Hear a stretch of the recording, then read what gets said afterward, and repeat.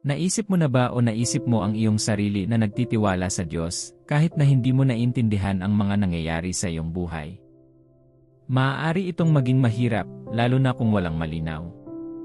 Gayunpaman, sinasabi ng Isaias 55:8 sapagkat ang aking mga pag-isip ay hindi inyong mga pag-isip, ni ang inyong mga lakad ay aking mga daan, sabi ng Panginoon. Kung paanong ang langit ay mas mataas kaysa sa lupa, gayon din ang aking mga daan ay mas mataas kaysa sa inyong mga lakad at ang aking mga pag-isip kaysa sa inyong mga pag-isip. Hindi pa ba sapat na dahilan yon para lubusang magtiwala sa Diyos, kahit hindi mo naiintindihan? Sa video na ito, tutuklasin natin ang papel ng pananampalataya sa iyong buhay bilang isang Kristiyano at titingnan ang iba't ibang paraan upang ganap kang makalakad kasama ng Diyos ng may pananampalataya.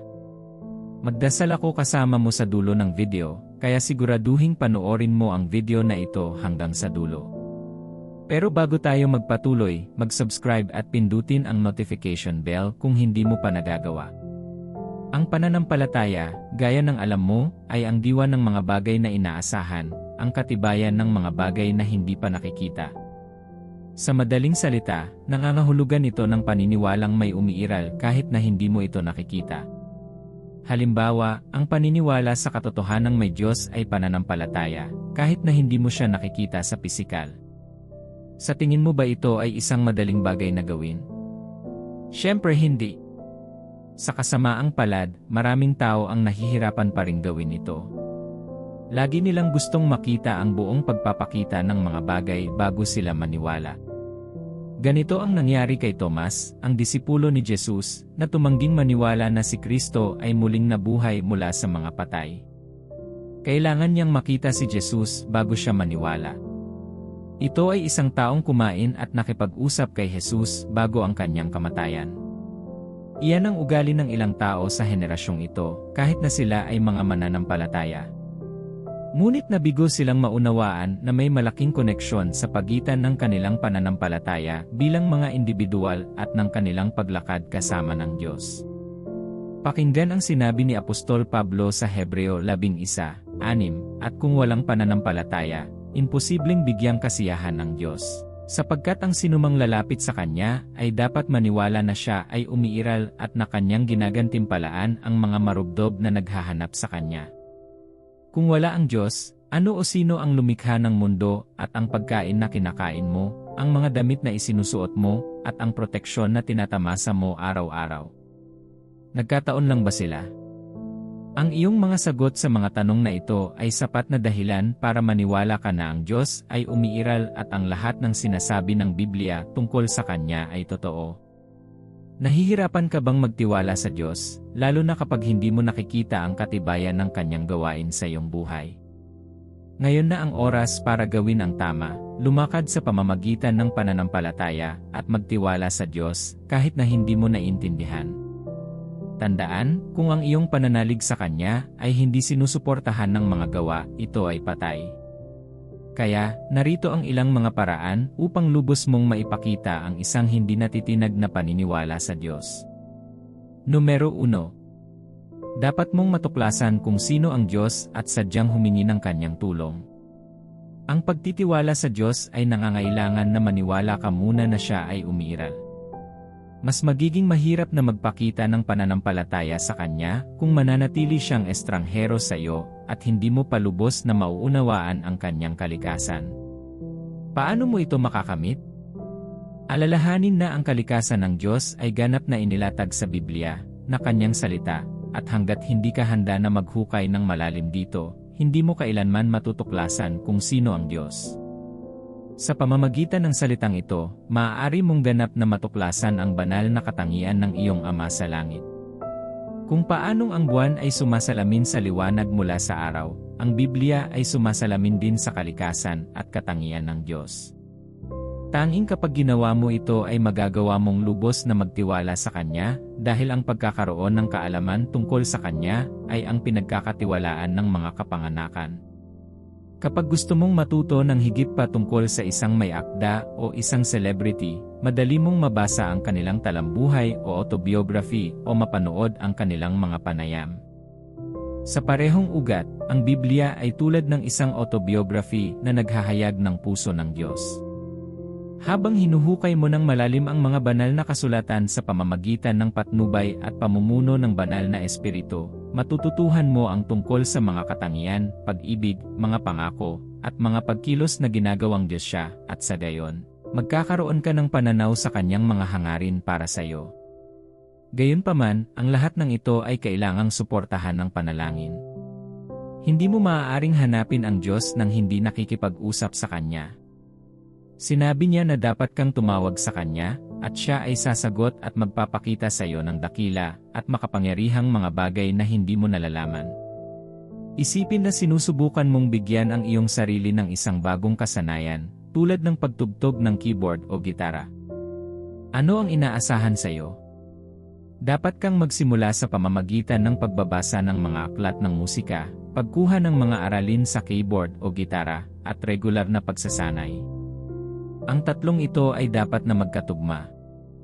Bakit naman? Dahil ang pagkuha ng mga klase sa gitara nang walang regular na pagsasanay ay magpapahaba sa iyong panahon ng pag-aaral. Kaya, habang binabasa mo ang iyong Biblia, isagawa ang iyong pananampalataya sa pamamagitan ng pagdarasal at paniniwalang sinagot niya ang iyong mga panalangin. Bilang 2. Kailangan mong sumuko ng buo sa Kanya. Kapag narinig mo ang salitang pagsuko, ano ang unang pumapasok sa isip mo? Kababaang loob, tama ba? Mabuti. Ang isang mapagpakumbabang tao lamang ang maaaring gumana ng epektibo sa Diyos at ganap na iwanan ang kontrol. Tandaan, ang Diyos ay lumalaban sa mapagmataas at nagbibigay ng biyaya sa mga mapagpakumbaba sa Kanyang harapan. Kapag sumuko ka sa Diyos, ito ay tanda na kinikilala mo Siya bilang Panginoon sa iyong buhay at ang Kanyang kalooban ay mas mabuti kaysa sa iyo. Nangangahulugan ito na magtitiwala ka pa rin sa Kanya, kahit na ang mga bagay ay hindi mangyayari ayon sa gusto mo o plano. Hanggang saan mo isinuko ang iyong mga gawain sa Diyos? Kapag isinuko mo ang isang partikular na aspeto ng iyong buhay, halimbawa, ang iyong kalusugan, at pinigilan ang iyong pananalapi, nangangahulugan ito na hindi ka nagtitiwala sa Kanyang kakayahan na pangasiwaan ang iyong mga pinansyal na gawain. At ang nakakatuwa, hindi busybody si God. Hindi Siya nakikialam kung saan hindi Siya imbitado. Kung iisipin, tapat na nararamdaman ng mga tao na kaya nilang makipaglaro sa Diyos ng matalino. Mayroong isang tanyag na kwentong pambata tungkol sa isang lalaking nag-imbita kay Jesus sa kanyang bahay at inilagay siya sa isang silid upang pangasiwaan ang mga gawain sa silid na iyon ng mag-isa. Dumating ang dyablo at pinahirapan ang may-ari ng bahay na ito, at sa kanyang pinakamalaking pagtataka, hindi nakialam si Jesus. Kinaumagahan, tinanong niya si Jesus kung bakit hindi siya nagpakita ng dumalaw ang dyablo. May isip mo ba sandali kung ano ang tugon ni Jesus? Sinabi lang niyang binantayan niya ang silid na pinangangasiwaan niya at walang pasok sa ibang bahagi ng bahay. Nagpatuloy ito hanggang sa tuluyang isinuko ng lalaki ang buong bahay kay Jesus at hiniling na bantayan niya ito. Mula sa araw na yon, hindi na bumibisita ang dyablo. Ang salmista, na nagsasalita sa awit 20, 7-9, ay nagsabi, ang ilan ay nagtitiwala sa mga karo at ang iba sa mga kabayo, ngunit kami ay nagtitiwala sa pangalan ng Panginoon na aming Diyos. Sila ay iniluhod at bumagsak, ngunit kami ay tumatayo at tumayo matibay. Panginoon, bigyan mo ng tagumpay ang hari. Mga minamahal, kung gusto mong maging patotoo mo ito, suriin mo ang iyong sarili. Anong aspeto ng iyong buhay ang pinipigilan mo pa rin sa Diyos? Kailangan mong bumitaw. Hanggang sa gawin mo ito, tatanungin niya ang iyong pagtitiwala sa Kanya. Tingnan ito mula sa pananaw na ito. Ano ang gagawin mo kung gusto mong magtayo ng bahay at alam mong hindi ka sanay sa aspetong iyon? Ang perpektong bagay na dapat gawin ay gamitin ang mga serbisyo ng isang mahusay na sanay na arkitekto at kumpanya ng konstruksyon upang matulungan ka. Kung gagawin mo ito, sigurado kang makakakuha ng magagandang resulta. Sa parehong paraan, kapag sumuko ka sa Diyos, ito ay isang paraan ng pagsasabi sa Kanya na kailangan mo ang Kanyang tulong upang mabuo ang iyong buhay sa tamang paraan. Nangangahulugan ito na kinikilala mo Siya bilang dalubhasa at lubos na nagtitiwala sa Kanya. Ang malakas at matapang na hakbang na ito ng pananampalataya ay maaaring magdulot ng mga kamangha-manghang resulta sa iyong paraan. Pangatlo, dapat ay nakatuon ka sa pamumuhay ng buo para sa Diyos. Nagpapakita ito ng napakataas na antas ng pananampalataya, na nagpapahiwatig na pinili mong unahin ang mga hangarin ng Diyos kaysa sayo. Ngunit ito ay posible lamang kung tunay mong mahal ang Diyos. Ang pusong tunay na nagmamahal sa Diyos ang ibibigay ang lahat para pagsilbihan siya. Ibinigay ng mga alagad ni Jesus ang kanilang komportableng buhay at mga propesyon upang maipangaral ang Ebanghelyo dahil mahal nila ang Diyos. Kung hindi iyon ang kaso, sumuko na sila sa pagwawagi ng mga kaluluwa pagkatapos umakyat sa langit si Jesu Kristo, hindi pa banggitin ang pag-uusig na kanilang hinarap alang-alang sa Ebanghelyo. Ipinakikita nito kung gaano nila kamahal ang Diyos at nagtiwala na hindi niya sila pababayaan na walang gantimpala. Panghuli, laging alalahanin ang katapatan ng Diyos. Ang katangian ng Diyos ay nakabalot sa kanyang katapatan. Sa buong banal na kasulatan, ang Diyos ay may hawak na talaan ng pagtupad sa kanyang mga pangako tungkol sa kanyang mga anak mula sa isang henerasyon hanggang sa susunod. Siya ay tapat sa kanyang kaugnayan kay Abraham at tinupad ang lahat ng mga pangakong ibinigay sa kanya. Paano si Joseph? Pinatunayan ng Diyos ang kanyang sarili na tapat sa pamamagitan ng paggabay sa kanya sa bawat hakbang ng kanyang buhay hanggang sa matupad ang matagal na niyang pangarap. Ngayon, iwi na natin. Tumingin sa paligid mo at subukang bilangin kung gaano karaming mga bagay ang pinagpala sa iyo ng Diyos. Kaya mo ba? Ang buhay na mayroon ka, ang mga damit at tirahan. Paano ang katotohanan na lumalabas ka tuwing umaga at bumalik ng walang anumang nakakapinsala sa iyo? Kapag naaalala mo ang katapatan ng Diyos sa iyong buhay noong nakaraan, dapat nitong palakasin ang iyong pagtitiwala sa Kanya para sa hinaharap. Kung naging tapat siya na ibigay ang iyong mga pangangailangan sa nakaraan, ito ay isang katiyakan na gagawa pa siya ng mas mabuti. Kapag mas naaalala mo ang kanyang katapatan, mas magiging madali ang pagtitiwala sa kanya sa buong buhay mo. Huwag kalimutan, siya ay siya pa rin kahapon, ngayon, at magpakailanman. Magtiwala ka lang sa kanya sa mga susunod na mangyayari. Ang isang atleta ay hindi nagiging pinakamahusay sa isang gabi. Siya ay patuloy na sumasailalim sa pagsasanay upang umunlad sa kanyang larangan at sa huli ay nagiging pinakamahusay kung hindi siya susuko sa kanyang pangarap. Dapat mo ring sanayin ang iyong sarili at ihanda ang iyong puso at isipan na magtiwala ng buo sa Diyos upang kapag nagsimula ang takbuhan, maaari kang tumakbo ng may kumpiyansa. Kaya naman kailangan mong patuloy na mag-aral ng Biblia, manalangin, humingi ng patnubay ng Diyos at lubusang sumuko sa Kanya. Ngayong alam mo na kung paano lubusang magtiwala sa Diyos at lumakad ng may pananampalataya, hindi kailanman susundin ng ilang tao ang isang tagubilin ng buong puso maliban kung alam nila kung ano ang mapapakinabangan nila rito. Kaya narito ang ilang pakinabang ng lubos na pagtitiwala sa Diyos. Una, babawasan ng Diyos ang mga protokol para sa iyong kapakanan. Si Padre Abraham ay isang halimbawa ng isang taong nagtiwala sa Diyos at nagtamasa ng gayong pagpapala.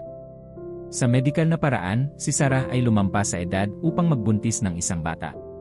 Hindi pa siya 40 taong gulang, ni siya ay 45. Iniulat ng Biblia na siya ay 70 taong gulang, na higit pa sa menopause, ngunit siya ay naglihi at nagsilang kay Isaac nang walang mga komplikasyon. Hindi ba kahanga-hanga ang Diyos? Paano naman si David, ang batang pastol na nakalimutan sa kakahuyan at itinuring na walang tao?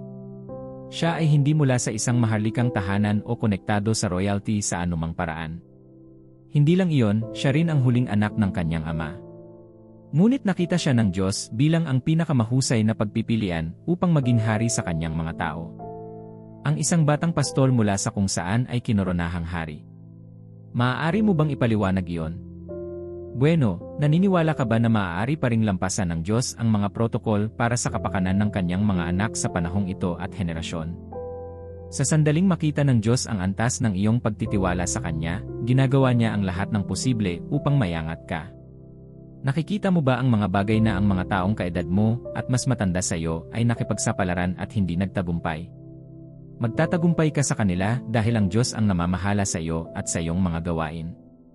Pangalawa, makakaranas ka ng kapayapaan sa gitna ng kawalan ng katiyakan.